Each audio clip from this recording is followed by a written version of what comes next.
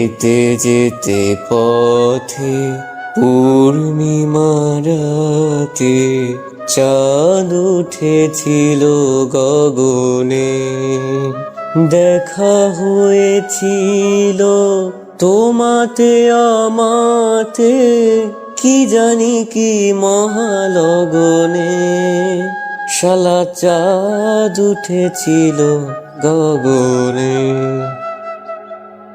গান গাইতে গাইতে ওয়াশরুম থেকে গোসল শেষ করে বের হতে দেখি নীলা আপু আমার রুমে। পরনে আমার শুধুমাত্র ছোট্ট একটা ল্যাঙ্কট, আর এই নীলা আপু নির্লজ্জের মতো আমার দিকে তাকিয়ে আছে। কি করব বুঝতে পারলাম না। মান সম্মানের ব্যাপার, তাই সোজা দৌড়ে আবার ওয়াশরুমে ঢুকে গেলাম। কি বেহায়া আমি, একটু লজ্জা নেই? কিন্তু এ আমার রুমে কি করছে? রুমে তো দূরের কথা, এর তো আমাদের বাসাতেও আসার কথা না। সে যে কারণেই আসুক না কেন, কিন্তু আমি এখান থেকে বের হব কি করে? কাপড় চোপড় তো সব আলমারিতে। কোন কুলক্ষণে যে কাপড় ছাড়া গোসল করতে গিয়েছিলাম। দরজাটা একটু ফাঁক করে দেখে নীলাপু বিছানার উপর বসে বসে পা তোলাচ্ছে আর মুচকি মুচকি হাসছে। রুম থেকে বের হচ্ছে না, যার কারণে আমি ওয়াশরুম থেকে বের হতে পারছি না। কতক্ষণ আর থাকা যায়? তাই জোর গলায় মাকে ডাক দিলাম। একবার ডাকার পরও কোনো সারা শব্দ নাই। তাই নীলাপু বললেন, কিরে কাকিমাকে কেন ডাকছিস? কত বড় বেহাই আইনে, সব বুঝেও এমন করছে। তাই বললাম, দরকার আছে মা। মা আরে কাকিমাকে ডেকে লাভ নেই, উনি এখন ব্যস্ত, আমার জন্য রান্না করছেন। তুই বরং বল তোর কি লাগবে। লাগবে না, তুমি আমার রুম থেকে যাও, আপনি একটু পরে আসিয়েন। কেন কেন?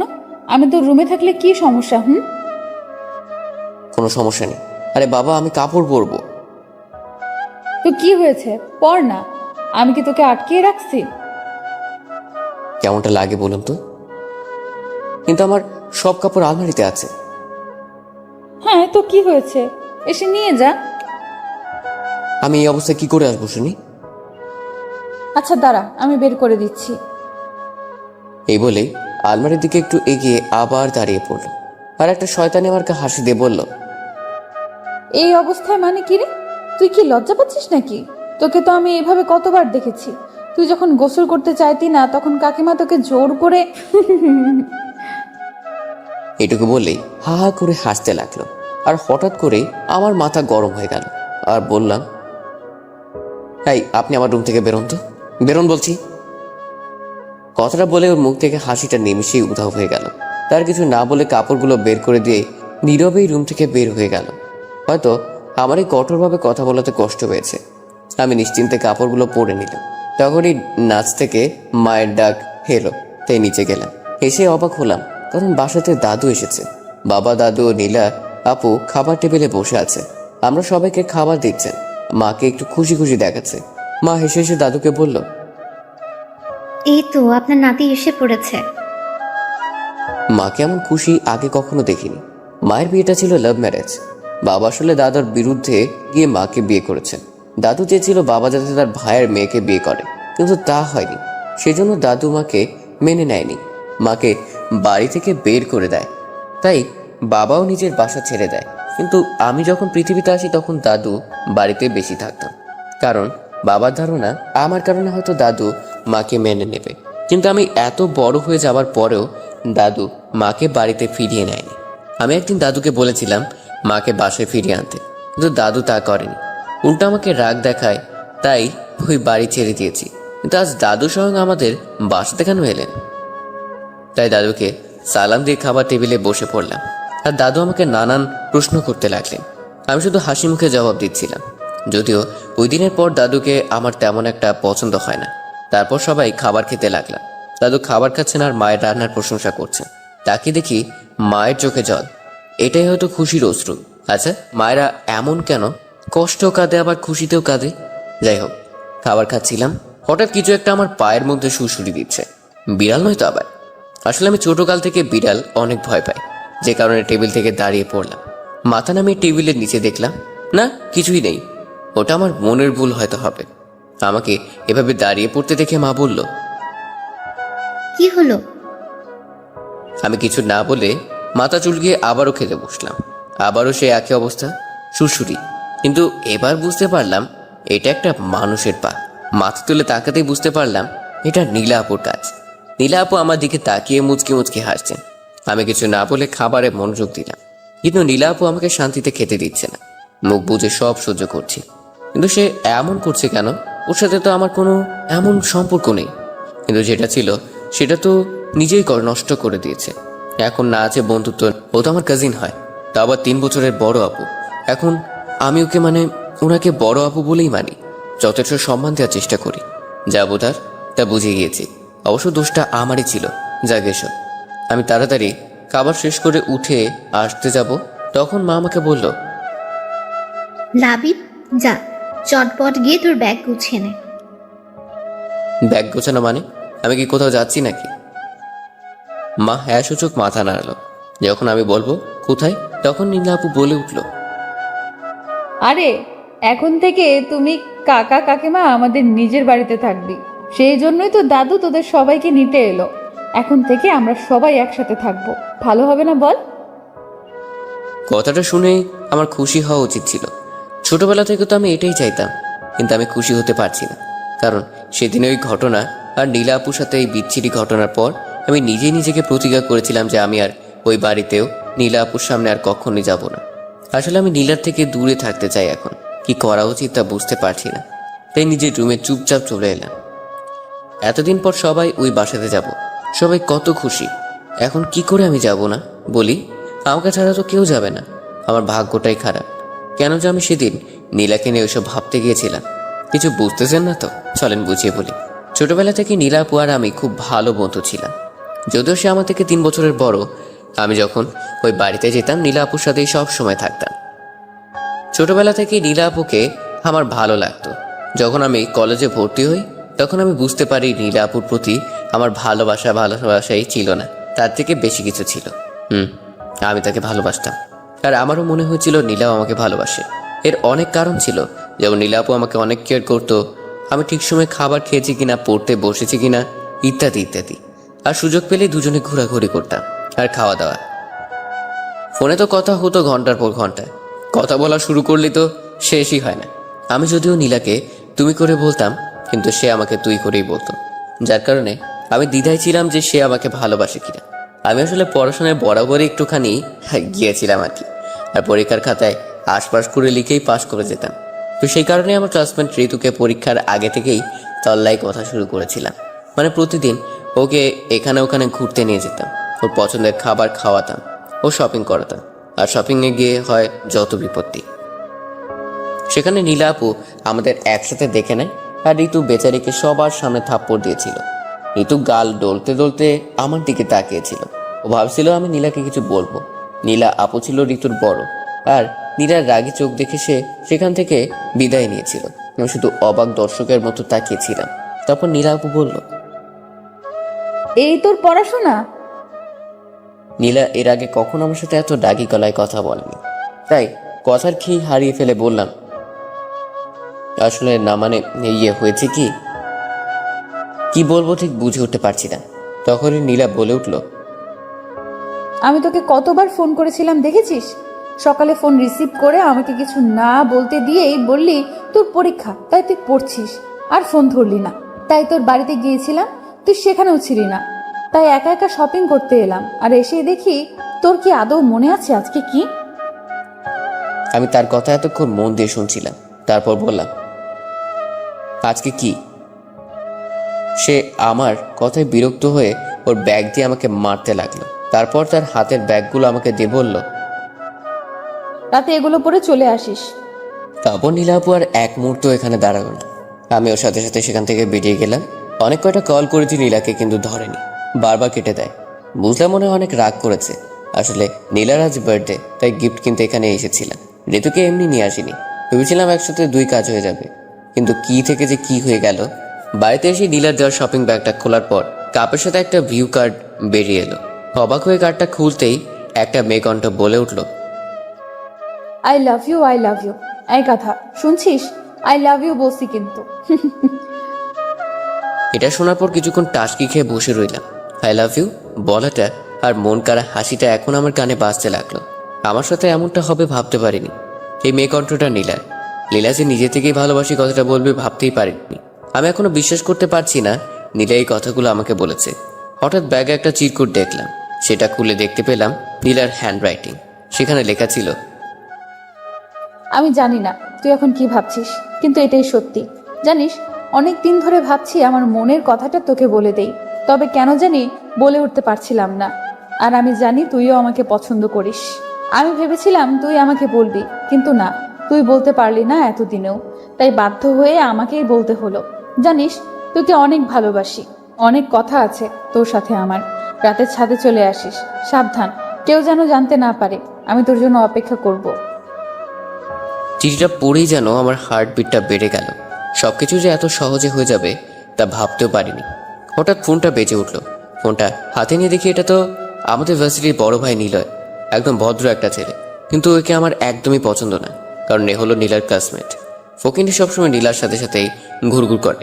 নীলাও কিছু খালি ওর কথাই টেনে আনবে। যাই হোক, ফোনটা রিসিভ করলাম। হ্যালো, আসসালামু আলাইকুম। কেমন আছেন নীলা ভাই? ভালোই। তুমি কেমন আছো? আমিও ভালো আছি। কিছু বলবেন ভাইয়া? ওই, আসলে নীলা কি কখনো আমার সম্পর্কে কিছু বলেছে তোমাকে? মানে ঠিক বুঝলাম না ভাইয়া। তখনই মনে হলো কোনো নারী কণ্ঠ নিলয়কে ডাকছিল। তার কিছু না বলে সে ফোনটা রেখে দিল। অতঃপর সন্ধ্যাবেলা তৈরি হয়ে সোজা নীলাদের বাড়ি এলাম। বাবা মা কেউ আসেনি। বাসাতে ঢুকে দাদু, আঙ্কেল ও আন্টির সাথে দেখা হলো। মনে হয় তেমন কোনো মানুষকে ইনভাইট করেনি।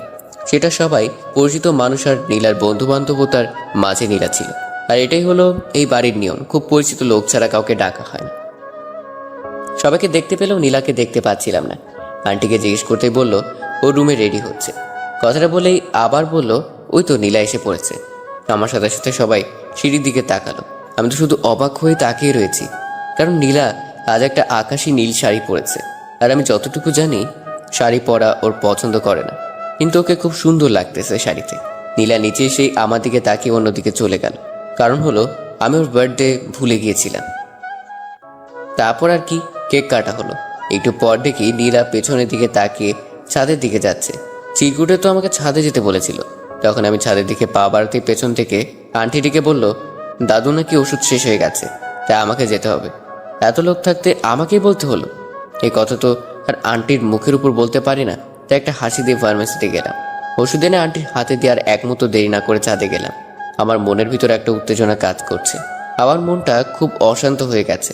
ছাদের দরজার কাছে এসে একটা বড় নিঃশ্বাস ছেড়ে নিজেকে একটু শান্ত করে নিলাম। হাসি মুখে দরজাটা খুলেই ছাদে পা রাখতেই আমার মাথায় যেন আকাশ ভেঙে পড়ল। এটা আমি কি দেখছি? নীলা আর নিলয় দুজনে খুব কাছাকাছি দাঁড়িয়ে আছে, কিন্তু এখন ওই হারামি নীলাকে কিস করার চেষ্টা করছে। যদিও নীলা বাধা দিচ্ছে আর না করছে, আমি অবাক হচ্ছি নীলার এই কাজের জন্য। ওর এখন উচিত ছিল নিলয়কে থাপ্পড় মারা, কিন্তু নীলা তেমন কিছু করছে না। আমার মাথায় যেন আগুন ধরে গেল। তাই সামনে এগিয়ে গিয়ে শরীরের সমস্ত শক্তি দিয়ে নিলয়কে একটা লাথি মারলাম। লাথিকে সে টাল না সামলাতে পেরে নিচে পড়ে গেল। আমি আবার ওকে আর কয়েকটা লাথি মারলাম। এবার লাথিটা মুখ বরাবর গিয়ে পড়েছে, তাই ব্যথায় হারামজাদা চেঁচিয়ে উঠল। আমার তাতে কি, কলার ধরে উঠিয়ে মুখ বরাবর একটা ঘুষি মারলাম। যখন আরেকটা মারতে যাব, নীলাই সব পেছন থেকে বাধা দিল, বলল লাবিব, ছাড় ওকে। কি করছিস? ও ব্যথা পাচ্ছে, ওর কষ্ট হচ্ছে, ছাড় বলছি। কে শোনে কার কথা? নীলাকে সরিয়ে দিয়ে আর একটা পেট বরাবর দিলাম। শালায় আবার চেঁচিয়ে উঠল, নিজেকে আমার থেকে ছাড়ানোর চেষ্টা করলো। তখন নীলা আমাকে সর বলে একটা ধাক্কা দিল। আমি ধাক্কাকে দূরে সরে গেলাম। আর নীলা দৌড়ে গিয়ে নিলয়কে উঠাতে উঠাতে কান্না সরে বলল তুমি ঠিক আছো তো? তুমি ঠিক আছো তো? আশ্চর্য, আমি নীলয়কে মারছি বলে নীলা এইভাবে রিয়েক্ট করছে কেন? তাই আমি বললাম, আরে নীলা আপু, তুমি পাগল হলে নাকি? ও তো আমার কথা শেষ না করতেই আমার গালে ঠাস করে একটা থাপ্পড় দিল। আমি অবাক হয়ে বললাম, আরে আপু, ও তো তোমাকে জোর করে কিস করতে চাইছিল, তাই আমি ওকে মারলাম। হ্যাঁ, ও আমাকে কিস করতে চেয়েছিল, কিন্তু করেনি তো। লাবিব, নিলয় আসলে ভালো ছেলে, ও এরকম না। আমি তোকে বুঝিয়ে বলছি কি হয়েছিল। কিন্তু প্লিজ লাবিব, নিচে অনেক লোক, এসব জানতে পারলে সমস্যা হয়ে যাবে। কথাটা শেষ করতে পেছন থেকে আওয়াজ আসলো। কে এইভাবে চিৎকার করলো? কি হয়েছে এখানে? আমি পেছনে তাকে দেখে আঙ্কেল, নীলা, দাদুকে ও আঙ্কেলকে দেখে অনেক ভয় পেয়ে গেল। আমি তখন এটা সেটা বলে সবকিছু ম্যানেজ করলাম। তখন দাদু বলল, ঠিক আছে, এখন তোরা নিচে আয়। এই রাত্রিবেলায় ছাদে কি করিস তোরা? আচ্ছা দাদু, তোমরা যাও, আমরা আসছি। সবার সাথে সাথে নীলয়ও নিচে চলে গেল। এখন শুধু আমি আর নীলা ছাদে দাঁড়িয়ে আছি। আমি নীলার দিকে তাকিয়ে দেখি এখনো ভয় কুকড়ে আছে আর সিঁড়ির দিকে এক নজরে তাকিয়ে আছে। আমি তাকে ডাক দিতেই চমকে উঠে বলতে লাগলো, কি হয়েছে? তুমি ঠিক আছো তো? আমার আবার কি হবে? আমি তো ঠিক আছি। জানো, তোমাকে আজ খুব সুন্দর লাগছে, একেবারে নীলপরি। সত্যি বলছি নীলা। একটু লজ্জা পেয়ে বলল, তাই নাকি? তুই কবে থেকে মেয়েদের প্রশংসা শুরু করে দিলি? আমি তো আগেও কতবার সেজেছি, কখনো তো এমন প্রশংসা করিসনি। আজকে এমন কি হলো? এই যে শাড়ি পরে এত সুন্দর করে সেজেছো। ও আচ্ছা, তার মানে তোর শাড়ি পছন্দ, তা আমাকে আগে বললেই পারতি। আমি বললে কি শাড়ি পরতে? তা অবশ্য পরতাম না, কারণ শাড়িতে আমার খুব আনইজি ফিল হয়। আম্মু বললো এজন্য আজ পরলাম। আজকে তোর কি হয়েছে বলতো? তোর মতলবটা কি? আজ এইভাবে কথা বলছিস কেন? আমি আর সময় নিলাম না, পকেট থেকে ওর জন্য কিনে আনা বালা বের করে হাঁটু গেড়ে বসে ওকে প্রপোজ করলাম। Neera, I love you. আমি তোমাকে ভালোবাসি, অনেক আগে থেকেই বাসি, কিন্তু কখনো বলার সাহস পাইনি। আজকে বলছি, তুমি আমাকে বিয়ে করবে। কথা দিচ্ছি তোমাকে অনেক ভালোবাসবো, কখনো কষ্ট পেতে দেব না। শুধু আমাকে ফিরিয়ে দিও না। নীলা আমার দিকে ভূত দেখার মতো করে তাকিয়ে আছে। কি হলো, কথা বলছো না কেন? তারপর আমি দাঁড়িয়ে পড়ে বললাম, আমি সরি, আমার এই কথাগুলো আগেই বলা উচিত ছিল, কিন্তু তুমি কিভাবে নিবে তাই ভেবে আর বলিনি। কিন্তু জানো, তোমার এই মেসেজ আর চিরকুটটা পেয়ে অনেকটাই অবাক হয়েছিলাম। কি হলো, তুমি কথা বলছো না কেন? কি বলছিস তুই এগুলো লাবিব? তোর কি মাথা ঠিক আছে? আমরা দুজন কাজিন হই, তুই আমাকে কি করে ভালোবাসতে পারিস? আর আমি তোর থেকে গুনে গুনে 3 বছরের বড়, এমনটা তুই ভাবলি কি করে? নীলার এমন কথা শুনে আমি মুহূর্তেই পাথর হয়ে গেলাম। কি বলছো এইসব? আর কিভাবেই বা বলছে? ও কি আমার সাথে এখন মজা করছে নাকি? আমাকে চুপ থাকতে দেখে নীলা আবার বলল, লাবিব, তুই ভাবতেও পারছিস এটা অন্য লোক জানতে পারলে কি ভাববে? তোর এতটুকু কমন সেন্স নাই? কে রে, কথা বল। তুমি সব কি বলছো নীলা? ওই চুপ, আপু বল। তোমার সমস্যাটা কোথায়? মানে তুই বুঝতে পারছিস না আমরা কাজিন? তুই যেটা ভাবছিস সেটা হতে পারে না। তো কি হয়েছে, কাজিনদের মধ্যে কি কখনো বিয়ে হয় না? তোমার মা বাবা তো কাজিন, কই তাদের তো কেউ কিছু বলে না। হ্যাঁ ঠিক আছে, কিন্তু আমি তোর থেকে বড়, এটা হয় না লাবিব। এবার আমার মাথায় রাগ উঠে গেল, তাই বললাম, তোমার সমস্যা কি? আমার উল্টাপাল্টা কথা বলছো কেন? তুমি নিজেই তো আমাকে আগে ভালোবাসার কথাটা জানালে, আর এখন কি সব উল্টাপাল্টা বলছো? শোনো, এটা কোনো মজার বিষয় নয়, এটা আমার জীবনের প্রশ্ন, আমার ভালোবাসার প্রশ্ন। আমি তোকে কখন বললাম যে আমি তোকে ভালোবাসি? আরে আজকেই তো বললে। দেখ লাবিব, আর ফাজলামও নয়, অনেক সহ্য করেছি। আরে তুমি তো আমাকে ভয়েস মেসেজ আর চিরকুটটা দিলে, তুমি তো বললে আমাকে ভালোবাসো, এখন এমন করছো কেন? কিসের মেসেজ আর কিসের চিরকুট? আমার এখন ভীষণ বিরক্ত লাগছে। আমার পকেটে চিরকুটটা ছিল তাই আমি ওকে দিলাম। আমার হাতে চিরকুটটা দিয়ে এক দৃষ্টিতে তাকিয়ে আছি, কিন্তু চিরকুটের দিকে এক দৃষ্টিতে তাকিয়ে আছে তো আছেই, মাথা তুলছে না আর কথাও বলছে না। আমি বললাম, কি হলো, এখন কথা বলছো না কেন? লাবিব দেখ, আমি অনেক সরি। কথাটা বলেই মাথা নিচু করে নিল, তারপর বলল, লাবিব দেখ, অনেক বড় একটা গন্ডগোল হয়ে গেছে। দেখ, আমি তোকে দোষ দিচ্ছি না, এটা আমারই দোষ, তার জন্য সরি। মানে কিসব বলছো তুমি? লাবিব প্লিজ, আগে আমার কথাটা শোন। বলো। ওই ভিউ কার্ডটা আর ওই চিঠিটা নীলার জন্য ছিল। জানি না কি করে বাই মিস্টেক এটা তোর কাছে চলে গেছে। আমি সরি লাবিব। নীলার কি কি যেন বলে যাচ্ছিল, আর কিছুই আমার কানে আসছিল না। আমি যেন এক অন্য জগতে চলে গিয়েছিলাম। একটা চাপা কষ্ট হচ্ছে, যেটা বাইরে কাউকে বলে বোঝানো যাবে না। তার মানে নীলা আমাকে না, নিলয়কে ভালোবাসে। সরি লাবিব, তুই যেটা ভাবছিস সেটা কখনো হতেই পারে না। আর প্লিজ নীলার কথাটা এখন কাউকে বলিস না। নীলার আর কোনো কথা গ্রাহ্য করলাম না, ধীরে ধীরে ছাদ থেকে নেমে গেলাম। নীলা হয়তো ডাকছিল, কিন্তু আমি শোনার চেষ্টা করিনি। কারোর সাথে কোনো কথা না বলে বাসা থেকে বেরিয়ে গেলাম। বাইরে জোর হাওয়া বইছে।